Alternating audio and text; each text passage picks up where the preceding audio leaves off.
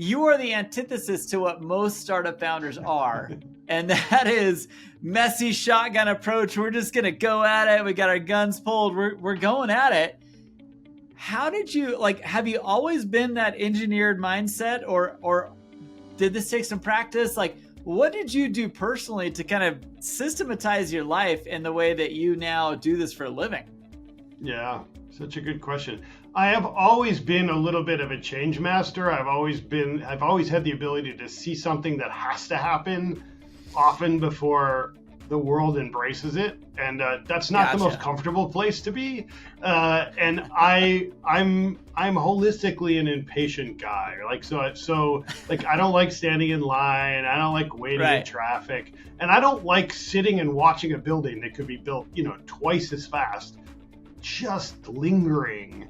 It drives me nuts when I see, inefficient process or workers not showing up, so you can't close up the wall. It's just and I've been around construction and development my whole life, and I just it makes me want to pull my hair out, and I don't have that much left. So and to be fair, what my best friend growing up was my grandfather, and my grandfather had actually been involved in modular construction when I was a kid, and it was early stages, and it was very different. But if you go by the concept's been bouncing around. Exactly, apple doesn't fall far from the tree. Oftentimes, if your father's a doctor, you end up a doctor, or if your father's, your mother's a lawyer, you end up a lawyer. So I think that there's some of that, and frankly, my endless impatience, and also, I'm very geeky, when I got, so part of my journey here, I got the breakthrough award from Popular Mechanics. And that's awesome. To me, that was getting in Sports Illustrated. That was a big thing for me. So I am geeky, by nature. So.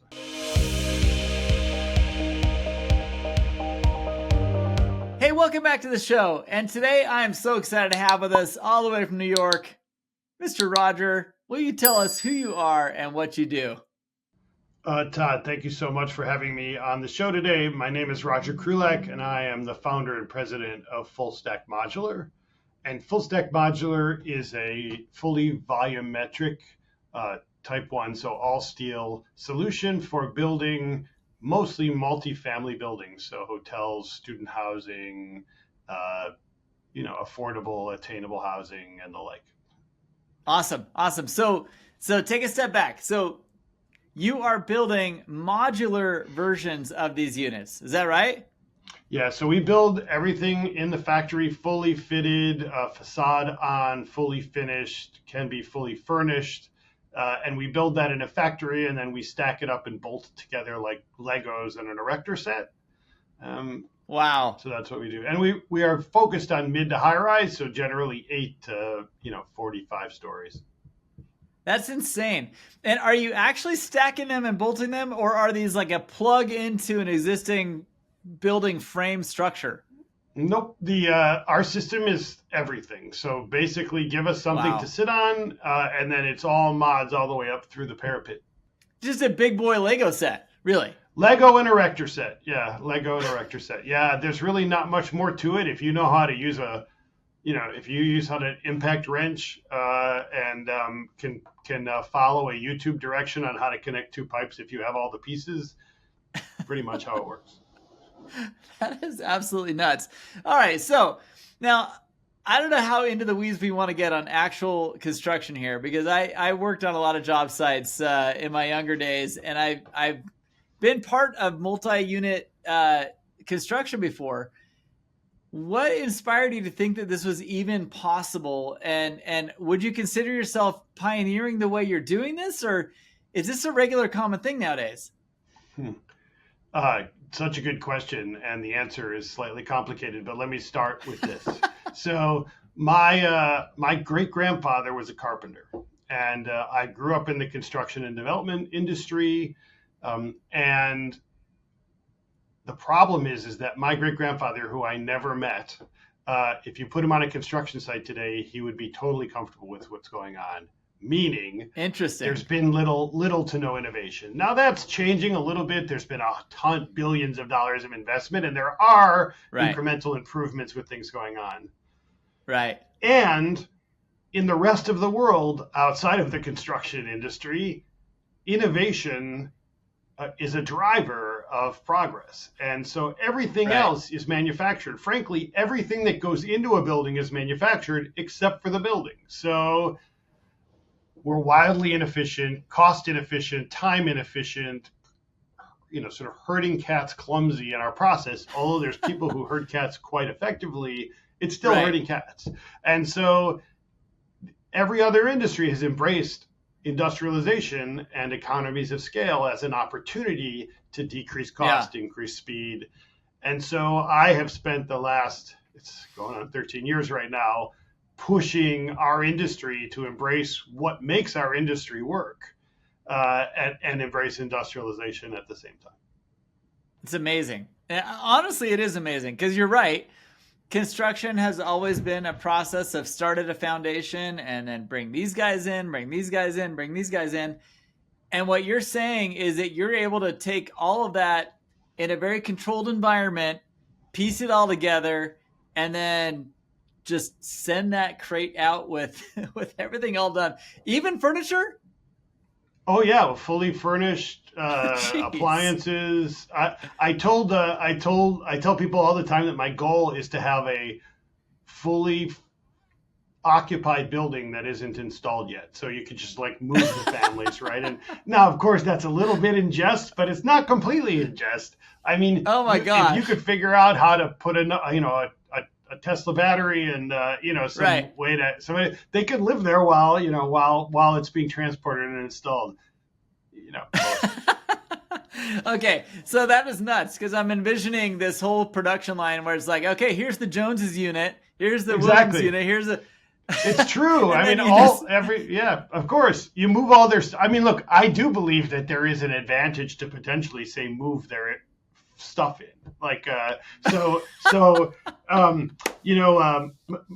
my friend Jeff Wilson, who's an innovator and does some amazing things. He started out his industry in something called Casita, and his whole concept was you could have this like ADU condo that you could move into, and then there were like parking lots for the casitas that you could say, oh, I'm going to be in Vegas this week, so I want to go skiing in Alta next month, and then I'm going to go live in Spain for a couple of weeks, and you could just take your whole thing and ship it over to where it belongs.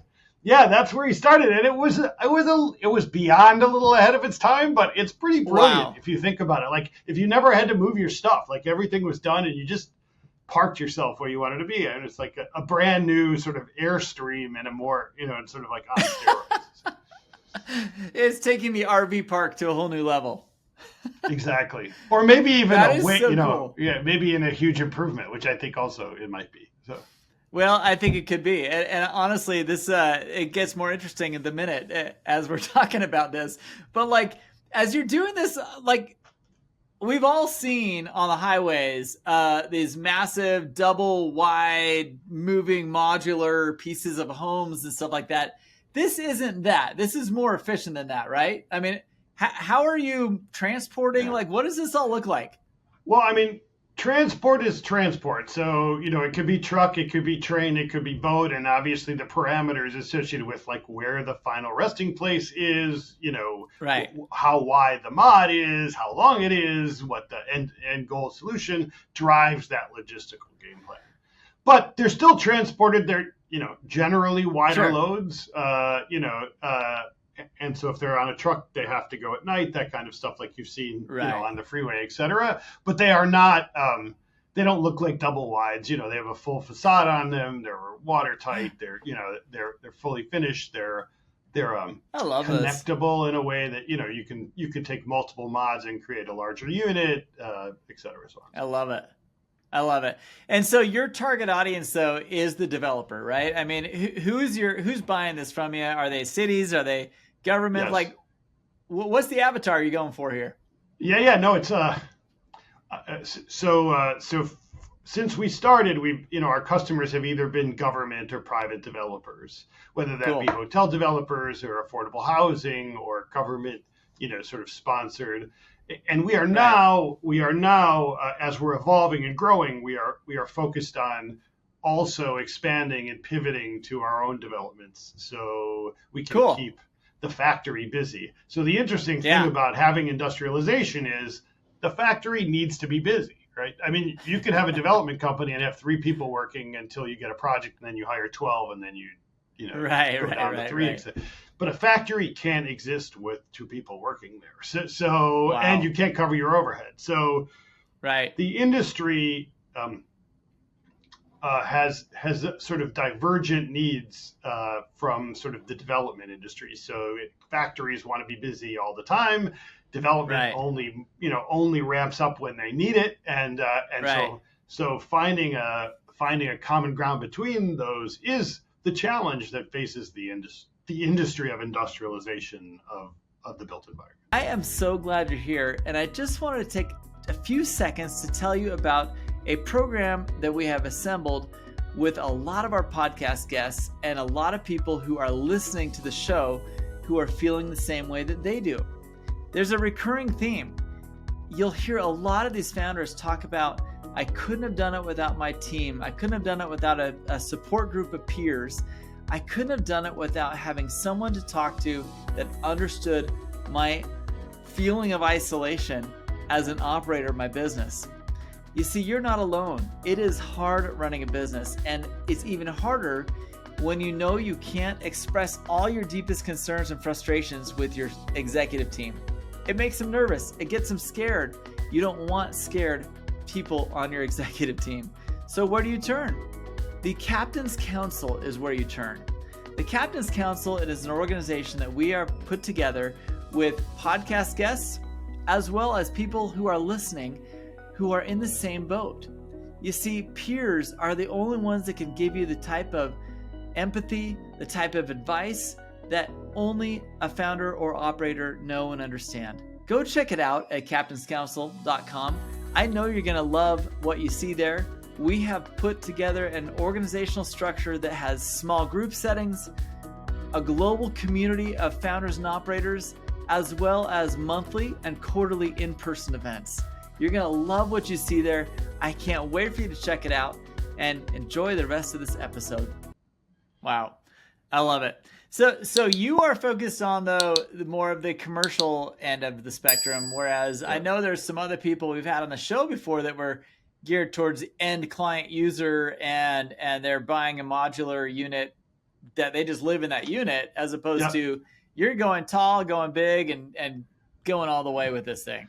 Yeah, I mean, I think, look, if you embrace any element of climate change and you understand that the majority of the work product that comes out of anywhere in the world, but especially in the United States, it's city focused. So density of living and availability of, food and park and water, et cetera, is a huge advantage to climate change. Like, there's probably no better way to affect climate change than to live in a dense environment where people are, using the same amount of energy, that there's diversity of load, all of the other things that, that we drive to. So it's a highly sustainable solution. And I believe the world, we are so far behind with the housing needs, even in this country, 7.5 million units or something like that. It's just crazy numbers. And the world, it's 10 to 12x that. So we've got to find solutions. And I don't think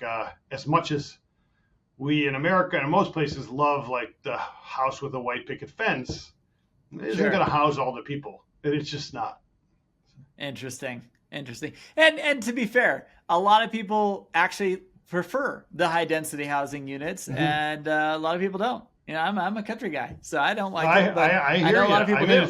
Yeah, I'm not it's no judgment. It's just if the world wants to embrace the needs of housing for the people out there, they all can't have a farm. Agreed.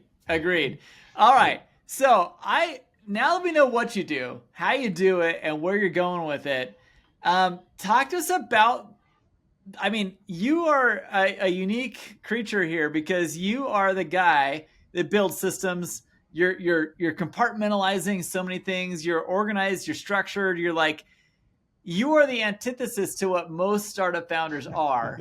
And that is messy shotgun approach. We're just going to go at it. We got our guns pulled. We're going at it. How did you have you always been that engineered mindset or did this take some practice? Like, what did you do personally to kind of systematize your life in the way that you now do this for a living? Yeah, such a good question. I have always been a little bit of a change master. I've always had the ability to see something that has to happen often before the world embraces it. And that's not the most comfortable place to be. And I'm holistically an impatient guy. Like I don't like standing in line. I don't like waiting in traffic, and I don't like sitting and watching a building that could be built, twice as fast, just lingering. It drives me nuts when I see inefficient process or workers not showing up, so you can't close up the wall. It's just and I've been around construction and development my whole life, and it makes me want to pull my hair out, and I don't have that much left.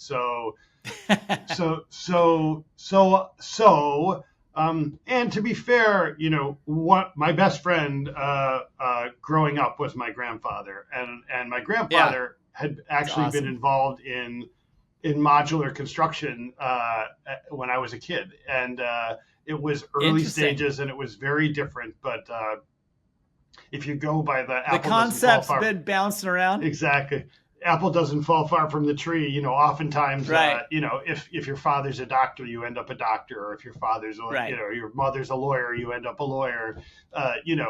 So I think that there's some of that, and frankly, my endless impatience, and also I'm very geeky. Like when I got so part of my journey here, I got the breakthrough award from Popular Mechanics, and that's awesome. To me, that was like getting in Sports Illustrated. That was like a big thing for me. So I am geeky, by nature. So. That's all right. That's all right. It's the nerdy guys that drive innovation. And I will say, you are an anomaly in that you are a creative, but you're also a systems guy, which is not very common. As you look back on your building of this business, I mean, you've been doing this for several years now. What's kind of like looking back, what was the point at which you said, okay, I think this is actually going to work, and this is actually going to this decision has helped us catapult our growth to some certain level? Are there things you can look back on that you can identify? Well, I think I mentioned her. I mean, 6 months ago, but I've been doing it for 15 years. So as I said earlier, I often see what needs to happen long before anybody's willing to accept it. So as you can imagine, adoption is not something that happened easily. It's still in its infancy. So banging my head against the wall, I often said, I go into a meeting and I talk to really smart people who are very successful. And I would say, look, this has got to be the future. And they would look at me like I was a hydra with 6 heads. Like, what are you talking about? You're out of your mind. And now they don't say that anymore. Like the architects, the engineers, the general contractors, the developers, they're all calling to say, does this work for us? And now part of that is interest rates went up. Part of that is that, they know that it's inefficient and it's costing them, money was free for years and now it's not free anymore. So that necessity being mother of invention is part of the adoption. But the other part is it's been around long enough that it's not an anomaly, even though it's a smaller part of the industry and it's still growing, 8% CAGR, which is significant. It's still not a major part yet, but it's getting there. Well, I got to say, I love it. From its very concept, I mean, I'm just picturing all the projects I was involved with during a 10-year span of working in construction, how much more efficient this would be, could be, should be, and how much waste you're just eliminating. I mean, it's just, even just the disposal of extra materials and repurposing of things, like you've got that in that controlled environment. It's just cool to think about the future of what you're helping build right now. Very cool. Yeah, optimization, sustainability, low waste, reused, Right. recyclable. I mean, we talk a lot of people. This is the next wave, but a lot of people about redeployable buildings or Love it. disassemblable or relocatable buildings. Think about Wow. like hotels for the Olympics that you could like rent and R- put in put in Japan and then move it to Russia and then move Yeah, it that's pretty to next level thinking. yeah, yeah, That's pretty incredible. That's really cool to think about. All right, yeah. so from a business perspective, as you build systems for other people, you obviously need to build infrastructure in your company that enables growth and enables your ability to do what you're doing. I mean, talk to us a little bit about that. Like, what are some of the things that you specifically did to kind of hyper focus your ability to scale and reproduce this in multiple parts of the country / world? Yeah. So, great question, Todd. So, I think on the inception, we knew what our goal was to build a highly efficient system that was adaptable to the needs Yeah, that our customers have. So, we spent a lot of time on systems, on sure. creating systems that are adaptable. They're adaptable to different environments and forces. So they're seismically adaptable, wind adaptable, high rise, mid rise. It's non-combustible. So we created an incredible system. And then the question Right. was, great, we have a great system. Who wants it? And then the question was, how do you scale? Understanding the Right. risks of having a factory of significant size that can meet the needs when it's Right. not busy. And so we were very cautious about growing the team and spending a lot of money You have to on be. yeah. But the problem is that's the other strain, right? So you're understaffed and you're growing, painfully rather than, oh, everybody's ready, Yeah. just give them something to do. But we did learn very early that we really needed to be cautious of Yeah. building the team that is. And so now we have all that in place, and we're now getting jobs that need that team, and as a result, we're growing into that, and I love that's it.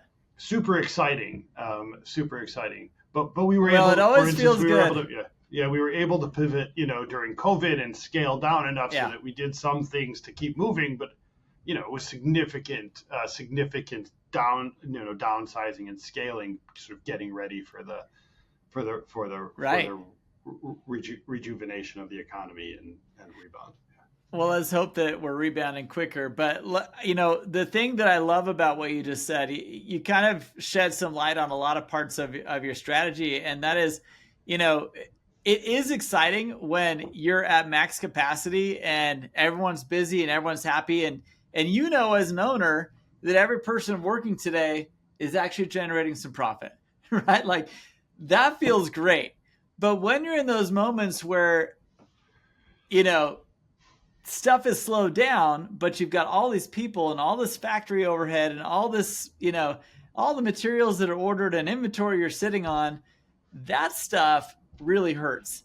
What are you doing to try to alleviate that pain and kind of drive some of those extra resources per se into stuff that's even break even, or like what's your strategy there? How are you keeping them happy and busy but maybe not super profitable at that moment? Yeah. I mean, that's what we did during COVID, right? So we pivoted. We made restaurant mods. We made Oh, hospital cool. mods. They're sort of normal in our business, but that was the need of the time. So, Right. we pivoted to create a very effective other product because that was where the market was. Yeah, that's So, smart. and I get called all the time about like how do I make a floating house, or how do I make a Yeah.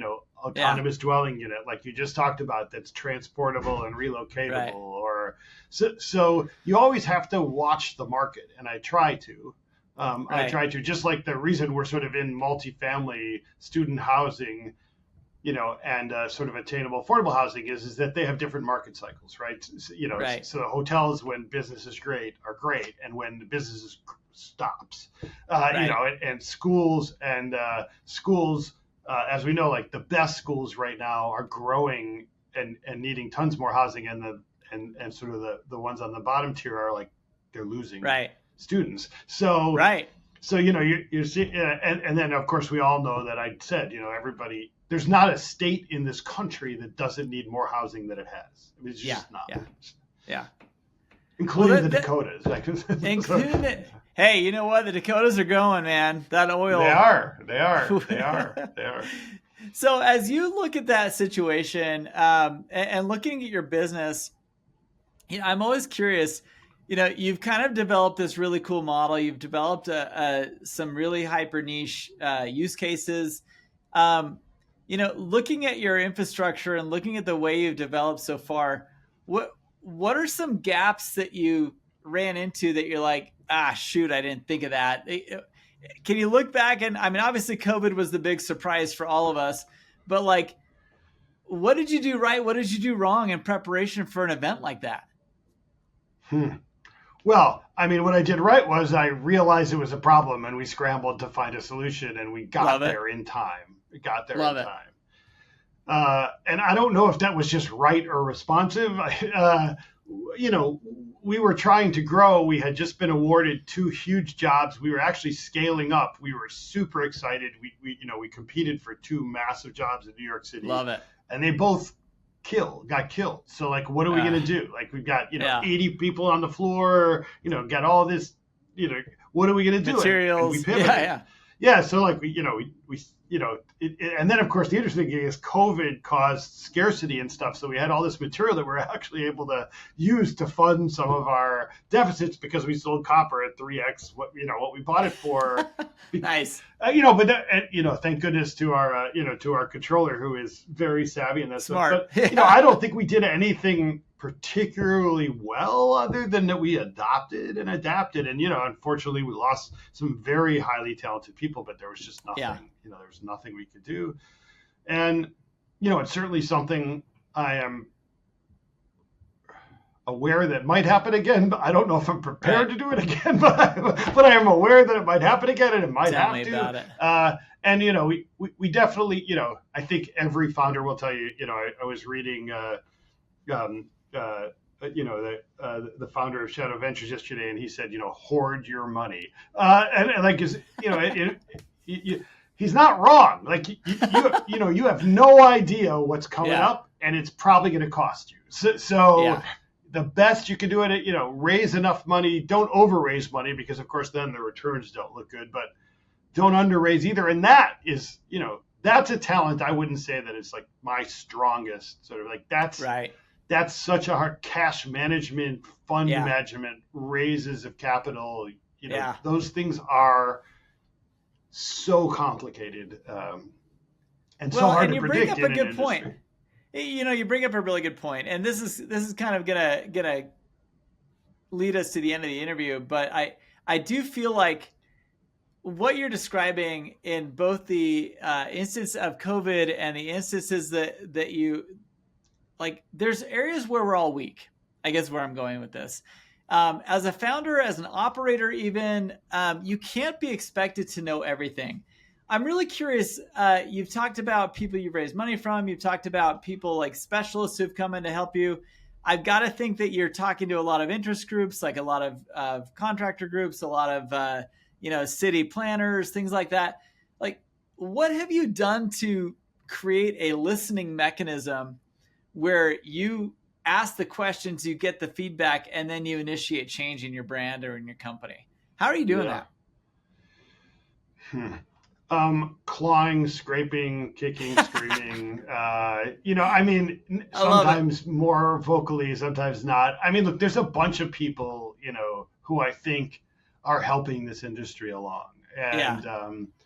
And the Modular Building Institute has been incredible on the lobbying efforts that are required, because as we grow, people become unhappy with the fact that we exist, and they look to stop it. It's not Yeah. exactly, they have been amazing at that, and frankly, we wouldn't have the resources to do that if we didn't sort of have that.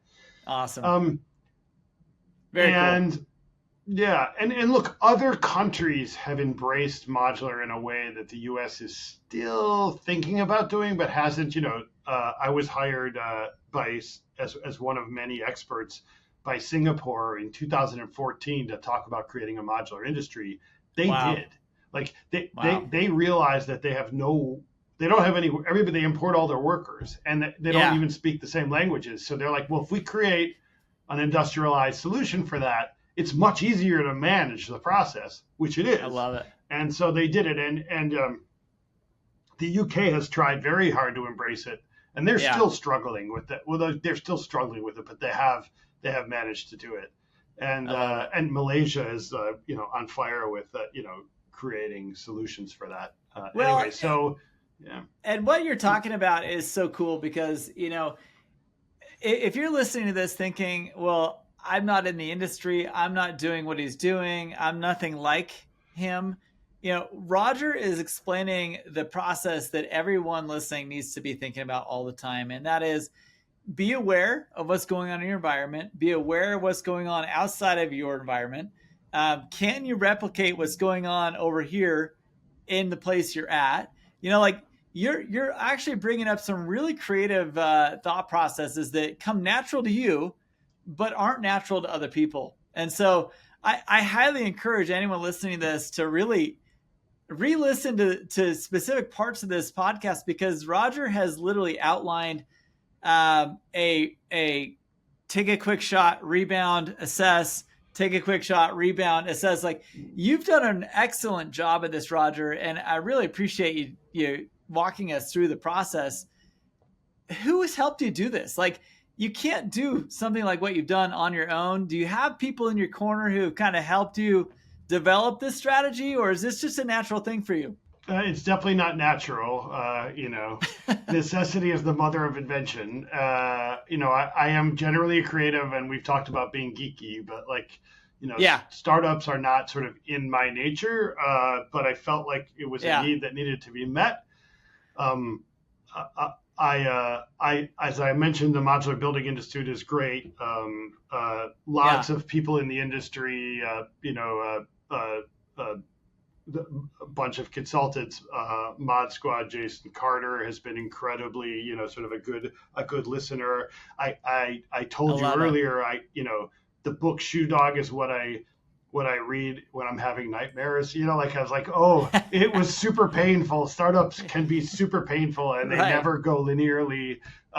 There are generally not meteoric rises to success. No. It is a journey, and the journey has lumps and bruises, and so I think about that a lot, and you try, and I try to read about this stuff as much as I can, and sometimes it makes me feel better, and sometimes it makes me really depressed, but you have to keep trying. If you don't keep swinging, look out and grab the stuff that works and bring it into what you're doing. And I think that's the main story I'm capturing from this podcast. First of all, thank you so much for sharing your time with us. I honestly think that what you've done and what you're creating right now is super impactful. I mean, you are going to leave a mark in the world for what you're doing and how you're doing it. And thank you for doing that. Secondly, honestly, so many lessons here. I just think that the people you've been able to tap into, you're mentioning industry partners, you're mentioning associations that you're part of. Like, if you're holding back from being part of that as a founder, you're not doing it right. I really think Roger's path of getting to know the people that are helping create the laws, creating the environment through which you can succeed, is a huge benefit. So be proactive in that area. Thoughts on that? Yeah, no, I mean, it's we are deeply involved right now with trying to create a system to streamline the entire development process, not just the manufacturing side of it, but how do you create housing? And we're involved with conversations with the national unions, with HUD, with building funds. We did. I know you're in Utah. We got one of the Ivory Innovation Awards about how for housing. So we are in constant conversation about how to progress and meet the needs. Roger, you're the best, man. I really appreciate you taking the time to do this with us today. And for those of you interested in the journey, Roger's got a lot of information on the website, on his LinkedIn. We're going to put links to everything down below, but check it out. Very inspiring, very cool. And I know you're kicking against the pricks in your whole industry, and you're being successful at it. So thanks for all the effort. Thank you so much, Todd, for the time and the questions. It was really enjoyable talking to you today. Awesome. And we'll catch up with the rest of you on the next episode. But thank you so much. Share this with someone that needs it. And Roger, we'll catch up with you later. Talk to you soon. I hope you enjoyed this episode. I truly feel like systems and processes are the foundational building block of your ability to grow and scale your business. We call these growth checkpoints. And what I mean by that is your ability to systematize and build a foundation through which you can grow on top of and just replicate is your ability to grow and scale. You are limited by that. It is considered a blocker if you are not able to do that. Meaning, if you're a fully customized solution for everyone you work with, good luck growing and scaling. If you can systematize and productize different parts of your business to plug into multiple applications all at once, you now have something you can grow and scale. If you haven't done so already, take our growth readiness assessment and find out if your ability to modularize and scale is your growth blocker. Building systems and processes is not an easy thing, but once you've done it, all of a sudden real growth can be attainable. Check out our growth readiness assessment at growthreadiness.com and see if you have growth blockers that are keeping you from reaching the potential you know you can get with your business. Again, check out growthreadiness.com. Thanks for being a part of our podcast, and we hope to catch you on the next episode.